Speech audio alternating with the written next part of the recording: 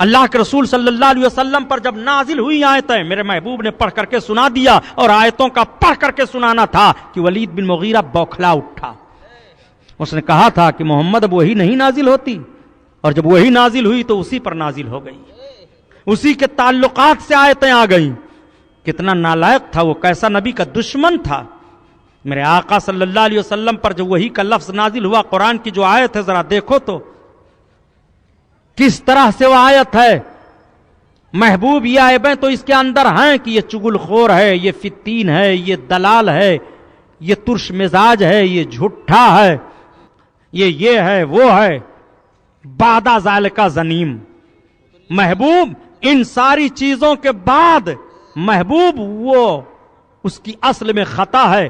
آپ اپنے جملوں میں سنو کہ وہ حرامی النسل ہے، اس کی اصل میں خطا ہے. محبوب بعد ذالک زنیم. آپ ذرا غور فرمائیے، متلن کا ایک الگ معنی ہی ہوتا ہے. اس پر ترا یہ کہ وہ اس کی اصل میں خطا ہے. قرآن بیان کر رہا ہے زنیم ہے وہ. زنیم کا ترجمہ جا کر کے لغت میں پڑھ ڈالو، جس کی اصل میں خطا ہو، جس کے باپ کا پتہ نہ ہو. اگر ہم یہ جملہ کہہ دیں کہ وہ حرامی ہے تو یہ لوگ بہت چڑھ جاتے ہیں. ان کے مولوی اشرف علی تھانوی نے خود لکھا ہے کہ ولید بن مغیرہ حرامی ہے. قرآن کے ترجمہ میں مولوی اشرف علی تھانوی نے خود لکھا ہے. اب آپ ذرا غور فرمائیے کہ رب تعالیٰ نے اس کے عیبوں کو بیان فرماتے ہوئے اس کی نسل تک کو بیان کر دیا. وہ کس نطفے سے پیدا ہوا وہ سب رب نے بیان کر دیا. محبوب ایسے کی بات سن رہے ہو؟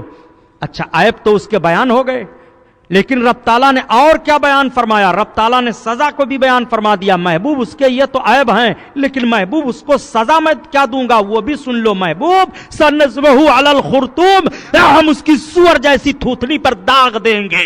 رب تعالیٰ رسول اللہ کے گستاخ کے چہرے کو سور کے چہرے سے تشبیہ دے رہا ہے کہ اس کے سور جیسے چہرے پر ہم داغ دیں گے، وہ سزا اسے دی جائے گی. رب تعالیٰ نے گستاخ رسول کے انجام کو قرآن میں بیان کر دیا اور اس کی سزا کو بھی بیان کر دیا. آپ ذرا سنتے چلیں گستاخ رسول کی سزا کیا ہوتی ہے. آپ اتنی بھی سزا نہ دے سکے کہ اگر کوئی آپ کا رشتہ دار گستاخ ہو گیا ہے تو ترک تعلق ہی کر دیں. آپ اتنی سی بھی سزا نہ دے سکے کہ آپ اس سے سلام بند کر دیں. آپ اتنی سزا نہ دے سکے کہ آپ کا اس سے کوئی تعلق رشتوی طور پر نہ رہے گا. میرے دوست جملے پر ذرا غور تو فرمائیے.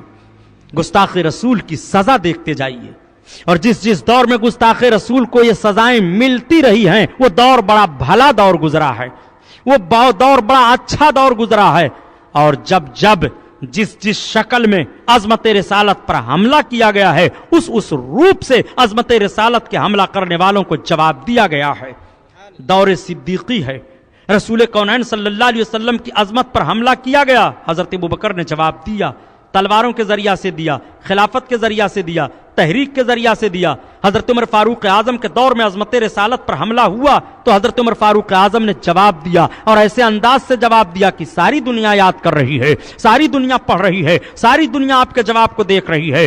دور عثمانی میں نبی کونین صلی اللہ علیہ وسلم کے عظمت پر حملہ ہوا تو اللہ کے رسول صلی اللہ تعالیٰ علیہ وسلم کے جانثاروں نے جواب دیا. دور علی میں جب خارجیوں نے عظمت رسالت پر حملہ کیا تو حضرت علی نے ایک خارجی کو قتل کروایا، ایک خارجی کو چن کر کے مارا. اور جب دور معاویہ میں یزیدی فتنہ اٹھتا ہے تو علی کے شہزادے حضرت حسین ابن علی اٹھ کر کے کھڑے ہو جاتے ہیں اور یزیدی فتنہ کو دبا دیتے ہیں. اگرچہ اس فتنہ کے دبانے میں جوان بیٹے کو دینا پڑا، خود اپنے آپ کو دے دینا پڑا، سارا اہل و اقارب کو قربان کر دینا پڑا، لیکن حضرت امام حسین نے یزیدی فتنے کو دبا دیا. یزیدی فتنے کے بعد جب یورپی فتنہ اٹھتا ہے تو محمد ثانی نے اس فتنے کو دبایا، صلاح الدین ایوبی نے اس فتنے کو دبایا. اور اس فتنے کے بعد جب فتنہ اٹھتا ہے، برطانوی فتنہ اٹھتا ہے، سامراجی فتنہ اٹھتا ہے، صہیونیت کا فتنہ اٹھتا ہے، یہ سارے فتنے اٹھتے ہیں. اب تلواریں جواب دے چکی ہیں، اب ایٹم بم جواب دے چکے ہیں، اب نظریات پیش کیا جا رہے ہیں، اب قلمی جنگ ہو رہی ہے، اب اس طرح کے معاملات پیدا کیے جا رہے ہیں. تو آپ ذرا ملاحظہ فرماتے چلیے، جب قلم سے جنگ عظمت رسالت پر کر کے عظمت رسالت پر حملہ کیا گیا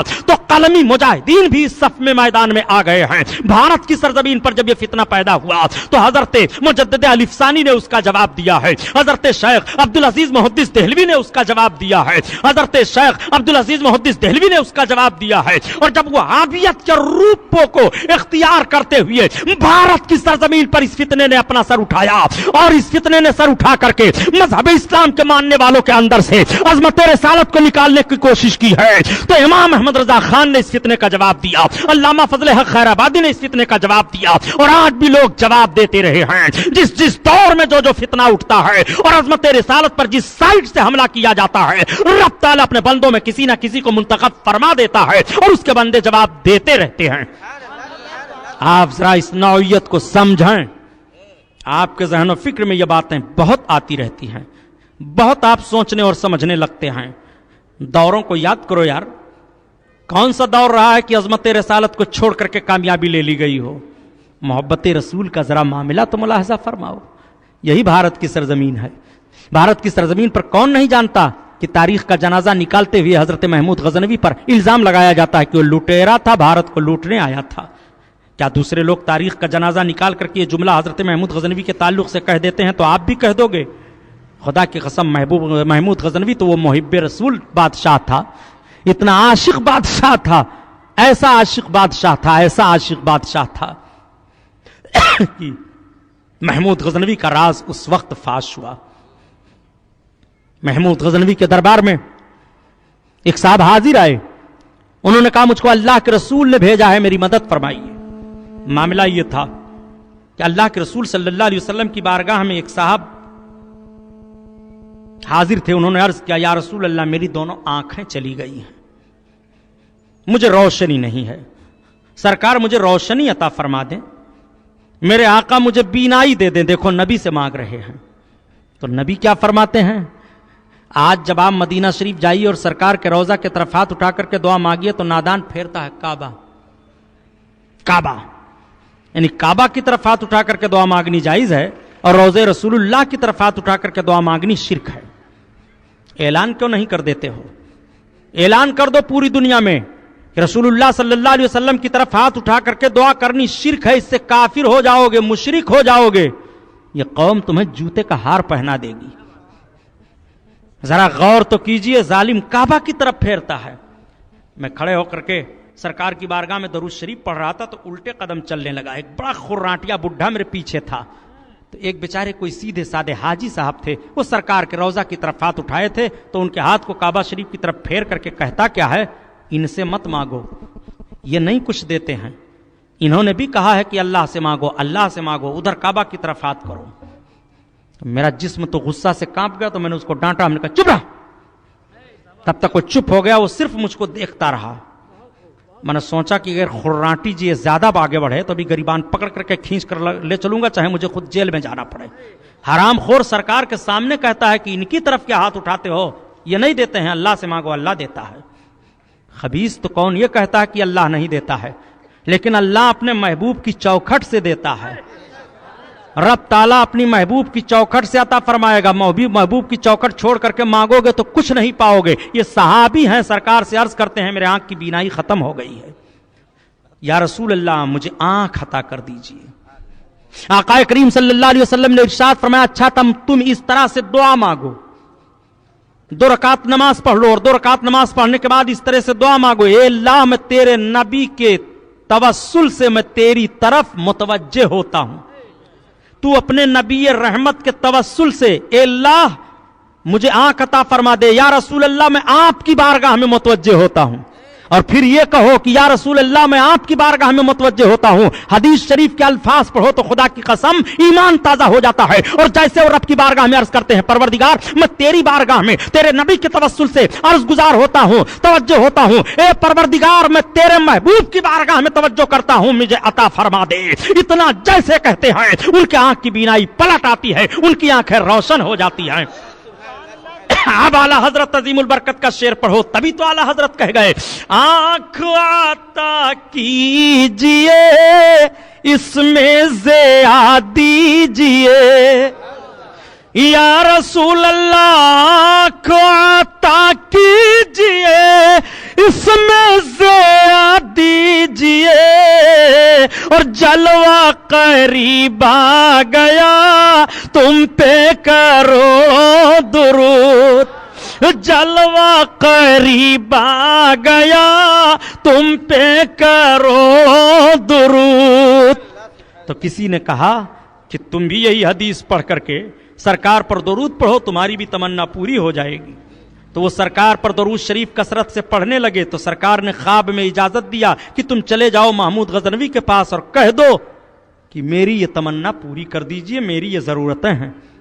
خواب میں عرض کیا انہوں نے کہ یا رسول اللہ، اگر بادشاہ نے پوچھ لیا کہ کیا ثبوت ہے تمہارے پاس کہ تم کو اللہ کے حبیب نے بھیجا ہے تو میں کیا بتاؤں گا؟ آقا نے فرمایا جاؤ تم کہہ دینا کہ جو تم روز سرکار کی بارگاہ میں تحفہ بھیجتے تھے، کل رات میں وہ تحفہ تم نے نہیں بھیجا ہے۔ وہ آئے، محمود غزنوی بیٹھے ہوئے ہیں، محمود غزنوی کو سلام کیا، کہا سلطان کہاں؟ کہا میں ایک فریاد لے کر کے آپ کے پاس آیا ہوں، میری یہ ضرورتیں ہیں، آپ پوری کر دیجئے، مجھ کو اللہ کے رسول نے بھیجا ہے۔ سرکار کا نام سننا تھا کہ سلطان کھڑے ہو گئے۔ سرکار کا نام سن کر کے محمود غزنوی کھڑے ہو جائیں، اور اگر آج سرکار کے نام پر ایک امتی کھڑا ہو کر کے سلام پڑھ لے تو وہ بدعتی ہو گیا۔ ذرا ان کا نظریہ ملاحظہ فرمائیے۔ محبت میں حوالہ تلاش کرتے ہو، محبت میں ثبوت مانگتے ہو۔ محبت میں حوالہ اور ثبوت نہیں ہوتا ہے۔ محبت اگر کفر اور شرک کی طرف نہ لے جائے تو اس حد تک جیسی بھی محبت کرو سب جائز ہے، سب درست ہے۔ اسی لیے میرے آقا نے فرمایا تھا، میرے صحابہ، جو حضرت عیسیٰ کے بارے میں نصارہ نے کہا تھا وہ تم مجھے نہ کہنا، بقیہ جو کچھ چاہو تم کہو۔ تو نصارہ نے حضرت عیسیٰ کو خدا کا بیٹا کہا تھا، رسول اللہ کو خدا کا بیٹا نہ کہنا، رسول اللہ کو خدا نہ کہنا، بقیہ رسول کو یا نبی اللہ کہو، یا رسول اللہ کہو، بشیر و نذیر کہو، مالک و مختار کہو، صاحب اختیار کہو، عالم غیب کہو، اپنا نبی کہو، اپنا آقا کہو۔ اسی لیے تو اعلیٰ حضرت عظیم البرکت فرماتے ہیں، لیکن رضا نے ختم سخن اس پہ کر دیا۔ جب میرے آقا کا فرمان دیکھا کہ سرکار نے فرمایا ہے کہ عیسیٰ علیہ السلام کے تعلق سے جو ان کے نصارہ نے کہا تھا، ان کے گروہ نے، وہ تم مجھے نہ کہنا، بقیہ تم جو چاہنا مجھے کہنا، تو اعلیٰ حضرت عظیم البرکت عرض کرتے ہیں، یا رسول اللہ، ہم آپ کو تو بشیر کہتے ہیں، نذیر کہتے ہیں، مختار کہتے ہیں، یا رسول اللہ کہتے ہیں، یا حبیب اللہ کہتے ہیں، یا شفیعنا کہتے ہیں، یہ میرے آقا حبیبنا ہم کہتے ہیں، یا رسول اللہ ہم آپ کو پکارتے ہیں۔ اور جب کہتے کہتے اعلیٰ حضرت ایمانی جوش پر آتے ہیں تو مخاطب ہو کر کے سب کو للکارتے ہیں، اے لوگو، لیکن رضا نے ختم سخن اس پہ کر دیا کہ خالق کا بندہ خلق کا آقا کہوں تجھے، آقا کہوں تجھے۔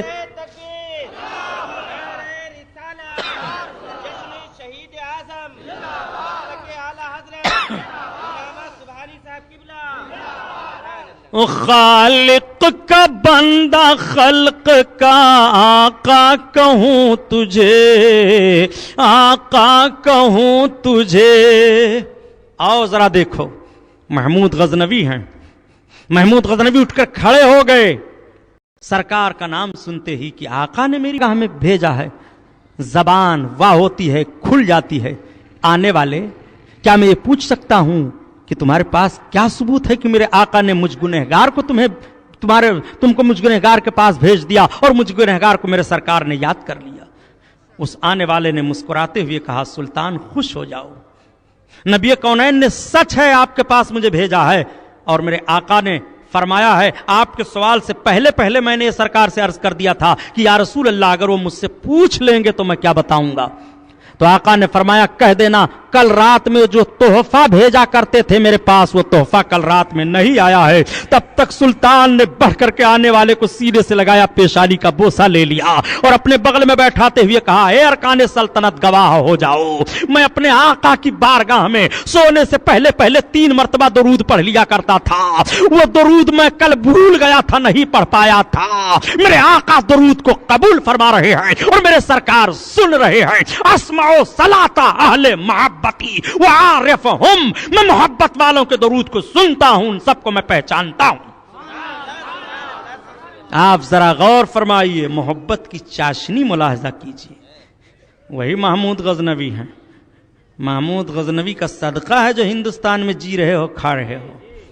آج دوسری قومیں محمود غزنوی کی تاریخوں کو پڑھ کر کے تمہیں للکارتی ہیں اور یہ کہتی ہیں کہ اب محمود غزنوی نہیں بن پاؤ گے, اب تم صلاح الدین ایوبی نہیں بن پاؤ گے, اب تم محمد بن قاسم نہیں بن پاؤ گے. صحیح ہے, ہم محمد بن قاسم اگر ہندوستان میں نہیں بن پاؤیں گے تو تم بھی راجہ داہر نہیں بن پاؤ گے.